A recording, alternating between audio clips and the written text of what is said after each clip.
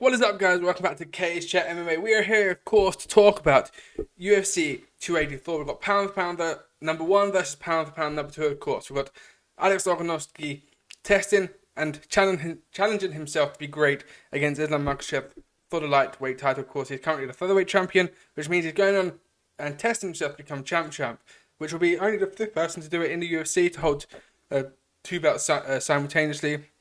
Of course, started the trend with Conor McGregor at UFC 205 when he himself went from featherweight, tested himself against Eddie Alvarez and became both the featherweight and lightweight title holder at UFC 205. Then since then, of course, we've seen Henry Cejudo do it, Daniel Cormier do it, and of course Amanda Nunes do it. And Alex Volkanovski is testing himself and looking and challenging himself to do that same feat and, write his name in the history books forevermore. Now, of course, let's go back to Volkanovski and sort of see where he is at. Because let's not forget, he has sort of cleaned out the featherweight division, or sort of cut through the featherweight division. There's a few sort of names left, a few challenges left for Alex Volkanovski, but having just come off that fantastic win against Max Holloway, where he cemented himself as the champion, there was no doubt there that, there was no questions left to say that, Max Holloway had beaten Alex Volkanovski as there was in the previous two fights. Volkanovski put a marker down. And last year he was my fighter of the year. The way he handled Korean Zombie and the way he handled Max Holloway, he didn't put a foot wrong last year. And then to continue that with, putting his hand up to say he'd be the backup for Islam Makhachev versus Charles Oliveira in Abu Dhabi in October. He is the pound number one. He is the champion. He didn't need to put himself in a position where, he's making weight for a fight that he's not even, penciled in for. But he wants to challenge himself. He's humble enough to say, you know what, I will do the work. I would put the yards in, and if something happens in that event, I will be, straight in there. And of course, on the night, Makhachev defeated Charles Oliveira in an emphatic fashion. Makhachev had his own questions going into that, or in terms of the fans' opinions and fans' questions, that he hadn't really been at that level yet. He'd only thought, Dan Hooker was the highest sort of caliber name that he had on his resume, of course.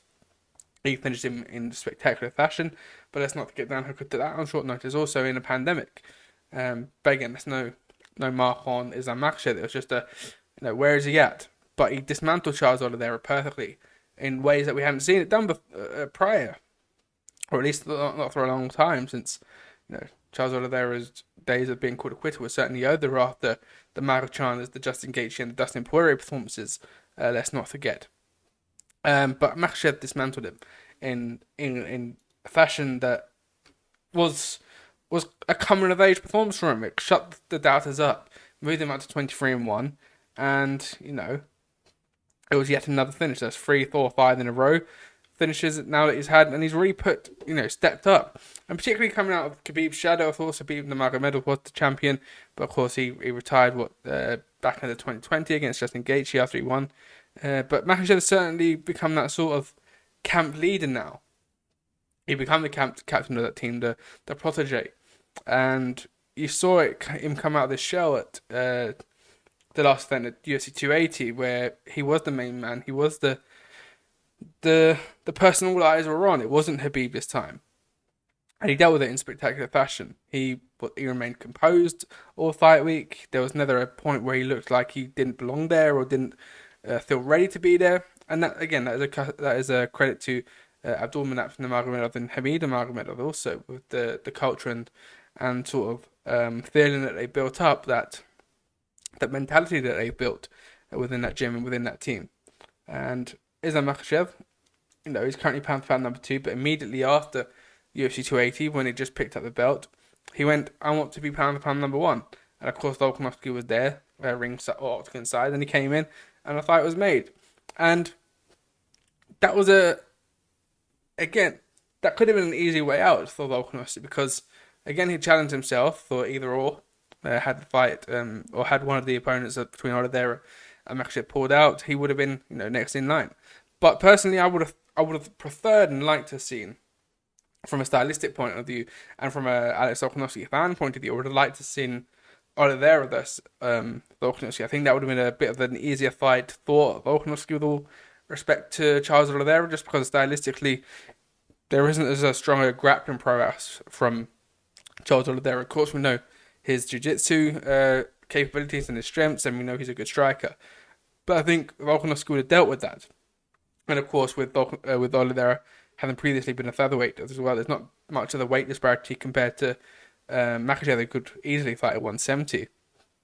And maybe looking to fight at 170 towards the end of this year, going into next year, who knows? But Volkanovski has, stayed true to himself, stayed with the path and the challenge, and he's not let the determination of that fight, hamper his sort of desires to become champ. And you have to take your hat off to him, because Makhachev is a much harder puzzle to work out than Charles Oliveira, in my opinion. He has got a fantastic wrestling. We saw it against Dan Hooker. He has got the submissions that we saw against Charles Oliveira. He has got good striking. He's not Khabib Nurmagomedov. Khabib finished his career with good striking, fantastic striking, but he didn't start in the UFC with a good striking. It was something he developed on his path towards being a champion, and that reign he had. But Islam's a different prospect altogether, and my heart wants to go with Volkanovski. He's one of the most lovable guys you're going to see in the UFC. He's a phenomenal champion, and what he's done is fantastic. And tonight, should he lose, it wouldn't be too much of an impact on his career, in my opinion. I don't think it would be too much of a loss on his career, so to speak, because he'll still be the featherweight champion. Of course, he'll lose that pound-for-pound ranking if he loses tonight, but I don't think many would walk away and go, you know what, Volkanovski has lost my respect tonight. I didn't think he was that good. Or I think it's more so we're giving him his plaudits and respect for stepping up to the challenge, rather than if he loses the challenge, then it was a mistake to have done so. But let's look at the Taylor table, of course. 23-1 against 25-1, of course. Very similar records, of course. There is a 4-inch height advantage for Islam Makhachev, which has been sort of noticeable in the face-offs. But again, Volkanovski, was in rugby league. He's been in there with the big guys before. He's been in there with tall guys. I think Matt Holloway's 5'11", if not around that mark. So he's been able to deal with people taller than him. And sometimes that's more of an easier task. Sometimes when you fight someone taller than you, especially being a shorter guy myself, sometimes you prefer being that little bit, having to work inside a little bit more. Of course, Islam Makhachev is going to have to, there's less sort of, he has to reach further down to get to the knees if he wants to go to the takedown, etc. So it might not be the be all and end all. That just looking at that and saying that Islam Makhachev's got a 4-inch height advantage is too much for him. I think the weight disparity and where they walk in tonight would be more the question, because I can imagine Islam Makhachev being 165, 170. Again, Alex Volkanovski came in at 154.5, so it'd be interesting to see where he is at tonight, whether he's around that 160, 165 pound mark, who knows. But he has got a 1-inch reach advantage over Islam Makhachev, and of course he is 3 years older, so he is slightly more in his prime, but again, Makhachev's on the come up, and he put in such a spectacular performance that the age of these two is almost irrelevant. But yeah, it's going to be interesting. If it goes to 5 rounds, it could be a Makhachev warning, or it could be a Volkanovski masterclass. I think there's more chance of Makhachev finishing Volkanovski with a submission or a knockout, perhaps, than Volkanovski, coming out and finishing him in 2 rounds. It's a possibility, but if I had to put my money on it, I'd say Makhachev within 2 or 3, and Volkanovski go the distance. That'd be more my sort of vision and my more sort of thought process. But again, I do kind of want to see Volkanovski win. Again, I respect the guy, I respect what Makhachev has done as well. But there's just something that resonates with Volkanovski as a fan that I want to see him, do well here. We've seen TJ Dillashaw fail, but I think other than that, at least within the modern era, there hasn't been any unsuccessful. Oh, of course, there's Adesanya. Those are the only 2 that have been unsuccessful in the champ sort of application, so to speak. But yeah, I'd like to see Volkanovski get the job done. But it's a really 60-40 for me. It's a really good fight. It's a close fight. It's a shame there was some promotional sort of questions thrown at this, as that had it been promoted the right way, I think it could have done a little bit more. But I think this fight has naturally come with a buzz that everyone wants to see it anyway. So it's an interesting one, isn't it? And it's a fight. If you look at the rankings, of course, Oliveira is supposedly fighting Dariush in May. Obviously, I'd like to see Poirier versus Gaethje too. I think that's a fight that needs to be made because both of them are sort of on their last title push, and I think they should fight each other once again to distinguish who gets that title opportunity. Yeah, of course, tonight, Islam Makhachev is a fresh champion for both Poirier and Gaethje, and it resets their position. Obviously, they had both lost to Oliveira, so had Oliveira been champion still, they're sort of asked to be for a title shot would have been a lot more quieter.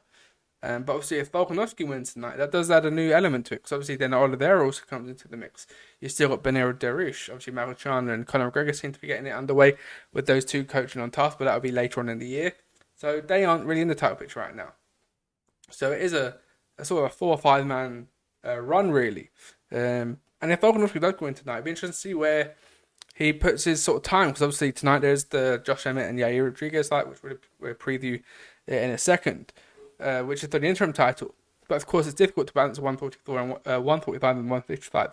With the strength of these divisions, it's going to be nigh on impossible to be fighting every 3 months in different weight classes, and it shouldn't be like that for him. Now, his days at 145 probably are numbered because he's already beaten those who put in front of him, Volkanovski. There is the winner of tonight. There's obviously Arnold Allen, but if Max Holloway goes and beats Arnold Allen, then Arnold Allen sort of slips down the pecking order a little bit. Obviously, you got Featehrweight there, you got Ilia Topuria there, so there's 4 or 5 contenders there. But they're probably less desirable than Volkanovski going up to 155. And, facing Conor McGregor. If McGregor beats Chandler, he's in with a title shot, whether you like it or not. If McGregor beats Chandler and Volkanovski the champion, you sort of finish that full circle with the featherweight champions, I suppose. I know it's at 155, so it's not as great as having Volkanovski versus McGregor at 145, but of course, they both had beaten Max Holloway and Jose Aldo, so it would be an interesting narrative, albeit I don't think McGregor, personally, I wouldn't want to see McGregor fight for a title straight after a win over Chandler. There's no guarantees that he beats Chandler either, and especially with that fight happening at 170 as well. It's going to be interesting to see where he's at. But yeah, the picture of the both divisions tonight are going to look very different and could look very different in 6 months' time. Dependent on tonight's results. But my prediction is, I'm going to go with my heart. I'm going to say Volkanovski gets it done. We saw him in there with Ortega. Now I know Ortega's a different prospect entirely, but he showed his heart, he showed his grit, and he showed his resilience not to lose, and his desire to win. And I think we see that again tonight. I think we will see him in some sticky situations. Maybe a couple of guillotines here and there. Maybe a rear naked choke. And again, I can see him getting out of 1 or 2 of those. It's whether the 3rd or 4th comes, and when it does. Because if it comes in the 3rd, 4th, or 5th round, I think hopefully Makhachev's tired enough not to be able to use his full strength. But they come in the first 2 rounds where he's a little bit dry or still very fresh.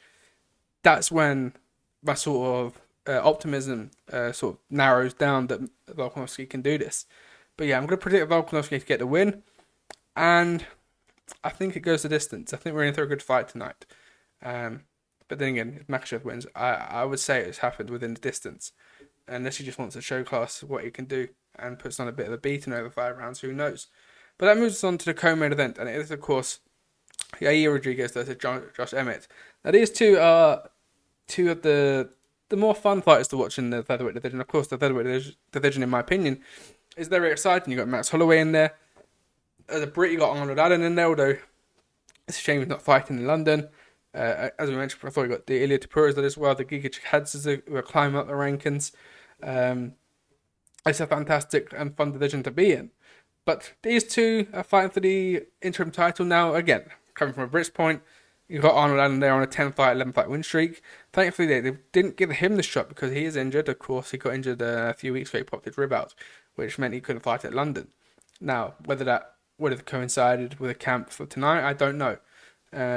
But it would have meant he would have been out of this opportunity anyway.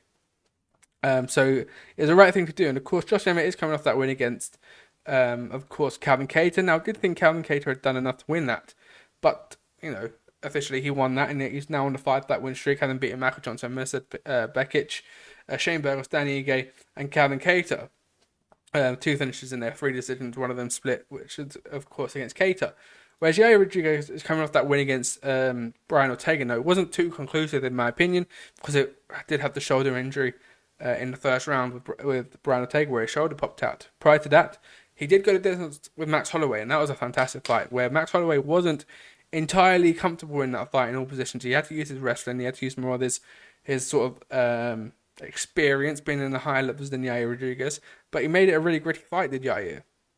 And he showed why he's number 2 in this division and why he's fighting tonight. But of course, he had the win against Jeremy Stephens, the phenomenal knockout win against the Korean Zombie.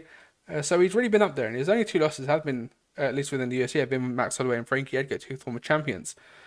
So I think he has enough to get the job done tonight. And of course, Josh Emmett, he does go through the wars. If you remember the fight against Shane Burgos thought twice. Even though he lost to Josh Emmett, he fought twice before Josh Emmett even got back in the octagon with serious injuries. And he is 37 years of age now. So are those injuries going to catch up with him? Where is he at the moment? We know he hits hard. We know he's got a strong chin. But can he take the thrilling spectaculars that Yair Rodriguez performs with? He has the spinning kicks. He has those elbows. He has a pace on him that he can perform with. And he has been in there 5 rounds with of course, Max Holloway, the former champion, who picked up a lot of experience with that. Again, it's a really interesting fight. It's a good fight for an interim title bout as well. And we'll have a look at the tally, of course, 14-3 against 18-2. Similar to the main event, of course, a big height disparity, 5 inches in height for Yair Rodriguez. He has got a 1 inch advantage also, and as you mentioned, they were 37 years of age. It's Josh Emmett. Whereas, of course, Yair Rodriguez is only 30 years of age, coming into his prime. And I do think Yair gets it done in spectacular fashion. I think he gets it done within 3 rounds. I think, unfortunately, Josh Emmett might have just taken too much damage in his career. And particularly in the more recent fights in the last 3 years, which has seen him unable to compete. He fought in June last year. He's only fought 3 times in the last year. He fights on average once a year. His last time he fought twice, 2019. 2018 only fought once. 2017 he fought 3 times. So he is someone who goes out on his shield. He is someone who goes to war and goes to battle. But he gets hurt in the meantime. It means he's unable to really perform. If he wins tonight and they do go for a war and he's out for another 6 months, it sort of null and voids the interim championship, doesn't it, really, when you got... I mean, maybe not, because you have got Arnold and Holloway in a couple of months. If that's a quick turnaround, who knows? It does show a bit of a spanner in the works. And of course, if the main event tonight is a war as well, Volkanovski could very well be out for 4 or 5 months, 6 months if something happens tonight. That's the nature of the sport. So yeah, Yair Rodriguez the win for me, and become an interim champion. Again, as I mentioned, within 3 rounds, I think he gets it done, and it'd be interesting to see. Maybe we'll get a UFC Mexico this year. Obviously, you've got Alexa Grasso potentially, could become a champion fighting Valentina Shevchenko. That is a tough ask for her. Obviously, you've got Brandon Moreno right now as the flyweight champion. There's a hotbed of Mexican MMA coming up. You've got Raul Rosas Jr. as well. Is very much being looked at as the future. So yeah, it would be maybe a nice little surprise to get a UFC Mexico later in the year. Who knows? Definitely. And that does move us on now to, of course, Randy Brown versus Jack Della Maddalena. Of course, it is only a 5-fight card, main card tonight. Of course, it's on the Sunday afternoon over in Australia. Normal time for the UK fans and the American audience, of course. But Randy Brown's 16th Thor coming up against Jack Della Maddalena, who's, of course, 13-2. You've got Randy Brown, who I'm a fan of Rude Boy Randy Brown. And similar to Mexico, Jamaica deserves a UFC also. We should have had a UFC Kingston man now with him, Aljamain Sterling, Leon Edwards there. I'm sure I'm forgetting a few names, but that's your main, or 3/5 of your main card done. He's on a 4-fight win streak, having wins over Francisco Trinaldo last year and Cass Williams last year. Jared Gooden and obviously Cowboy Alex Oliveira, he finished back in 2021. So he's on a good streak himself.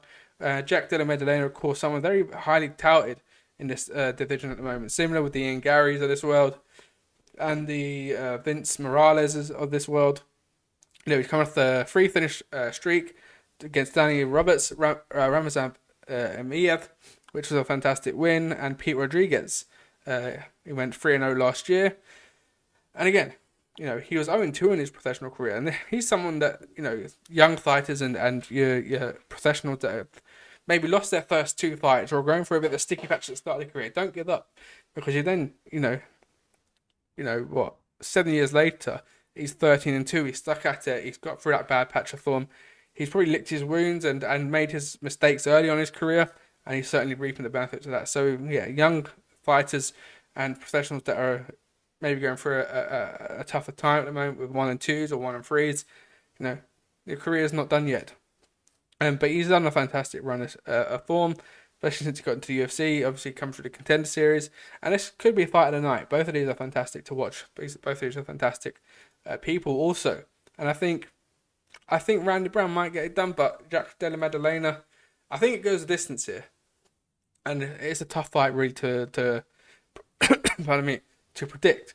But I do think Randy Brown just edges it a little bit. But who knows? Obviously, Jack Della Maddalena is on a run of form now, where he probably doesn't feel like he can lose. We've also got Justin Tafa against Parker Porter and Jimmy Crute against Alonzo Menifield in the main card as well. 2 fantastic fights, 1 heavyweight and 1 light heavyweight bout. Of course, 2 Australian homeboys fighting in Perth in the red corners. So that is a good way to get the main card started also. Of course, a lot of Australian talent tonight with it being in Perth. Unfortunately, no Robert Whittaker, which feels a bit of a kick in the teeth, don't it? Was supposed to have Paulo Costa versus Whittaker on the card tonight, which would have been fantastic. We have got Tyson Pedro against Modestas Bukauskas. Now, of course, Tyson Pedro coming back. He's on a fantastic run with finishing against Ike Villanova and Harry Hunsucker. He was supposed to fight Mingyang Zhang tonight, but unfortunately, Zhang pulled out, which means Modestas Bukauskas gets his second chance within the UFC. Now, of course, he won on that 3-fight loss skid, where you got Jimmy Crute, who fights tonight, of course, Electric, and Khalil Roundtree, 3 of the toughest light heavyweights you could fight. And that, Khalil Roundtree was his sort of goodbye from the UFC with that knee. He busted his knee from Khalil Roundtree's sidekick. And, he's been rebuilding himself back in Cage Warriors. He's on a 2-fight win streak in Cage Warriors now. Become the light heavyweight champion once again with a win against Chuck Campbell in the 4th round. Of course, he beat Lee Chadwick on his return back in November last year. So he's been active. He has had 2 fights in 2 months. 2 fights in a month and a half, really. So this would be his 3rd fight in 3 months. Which is a bit of a tough one when you're coming against someone as talented as Tyson Pedro. He's not been given a easy way back into the UFC. It's a fight or flight moment. But the fact that he's taken some short notice, the fact that he's had to travel over to Australia, I'd hope that means the UFC give him a bit of a, not pass, but a bit of a reward to say thank you. We'll give you a fight in the UFC next time as well. It would have been nice to see him in London, in fact. But if he loses tonight, of course, that would mean he's 1-4 in the UFC, and that would be a very interesting position to be in. I hope he won't get cut immediately, but the UFC have been pretty ruthless recently. And again, Tyson Pedro is a fantastic fighter, 9-3. Most of his wins are by finish. He's only been to the decision once when he's won. He did get lost to Ilir Latifi. He's been submitted and knocked out by Shogun and OSP. But usually, if he's on the winning side, it happens within the first round, which for Modestas, who's coming on short notice, is actually quite worrying. But I'm hoping Modestas is in a good spot right now, coming off that confidence from the previous 2 wins at Cage Warriors again. And we see the best of them in the UFC. But again, it's a really tough order. We've got Joshua Kulibau against Melsik Bagdasaryan. Pardon me if I butchered his name. 10-1, 1 against 7-1. In the featherweight division, we've got Clayton Rodriguez versus Shannon Ross at flyweight. Jamie Malarkey is coming up against Francisco Prado. 11-0, fighting out of Argentina. Jamie Malarkey 15-5, of course, becoming a bit of a cult hero, really. He's a fantastic fighter to watch. He is coming off of a win against Michael Johnson. Of course, he did get finished by Jalen Turner prior to that, but he's 3-3 in his last 6. Wins against Cumberworthy and Devontae Smith in that. Lost to Brad Riddell and the Rassiam. Also in those last 6 fights. Jack Jenkins against Don Shanice. Luma Lukbunmi against Ellis Reed in the strawweight division. Blake Builder versus Shane Young. And opening the card is Zabur Tukugov against Elvis Brenner. Of course, as we mentioned, lost Robert Whittaker in the start against Paulo Costa. Kai Kara France against Alex Perez. Would have been fantastic. Hack Perez versus Jamie Malarkey. We lost in this. And also Joel Alvarez was supposed to fight Tukugov. So yes, we did lose a few cracking fights in here, but it's a good card tonight. again, those two title fights are incredible to watch. And unfortunately, we didn't get to see which one card. That would have been the icing on the cake, really. But yes, I'll leave it there, guys. Make sure to do put your predictions down in the comments down below. Are you with that Makhachev or Volkanovski? And in the comment then, are you team Rodriguez or team Emmett, really? And where do you see the both parts of these divisions going after tonight? But yes, do make sure to hit that subscribe button. Make sure to follow us on Facebook. Also follow us on Twitter, TikTok, and Instagram, all at CageChat MMA. And I'll see you guys on the next video.